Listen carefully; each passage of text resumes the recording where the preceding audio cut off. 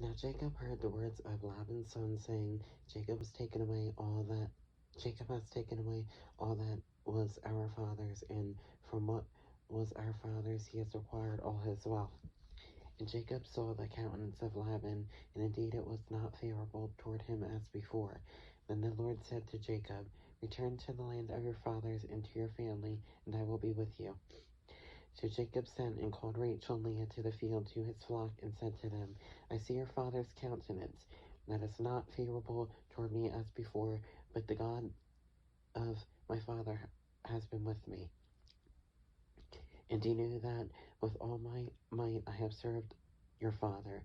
Yet your father has deceived me and changed my wages 10 times, but God did not allow him to hurt me. If he said thus, the speckled shall be your wages, then all the flocks bore speckled. And if he said thus, the streaked shall be your wages, then all the flocks bore streaked. So God has taken away the livestock of your father and given them to me. And it happened at the time when the flocks conceived, that I lifted my eyes and saw in a dream, and behold, the rams which leaped upon the flocks were streaked, speckled, and gray spotted.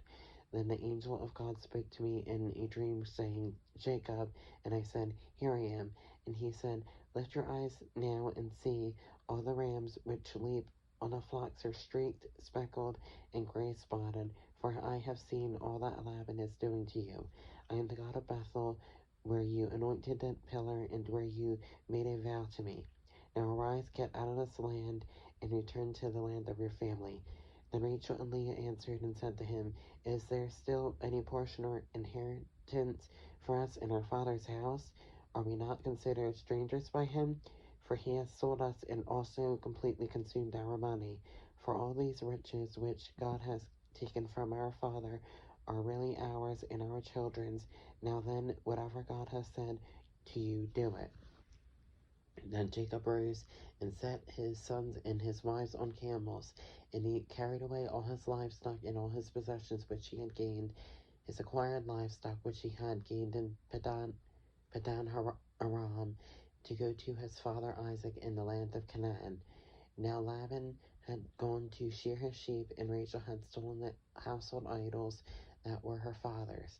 And Jacob stole away, unknown to Laban the Syrian, in that he did not tell him that he intended to flee.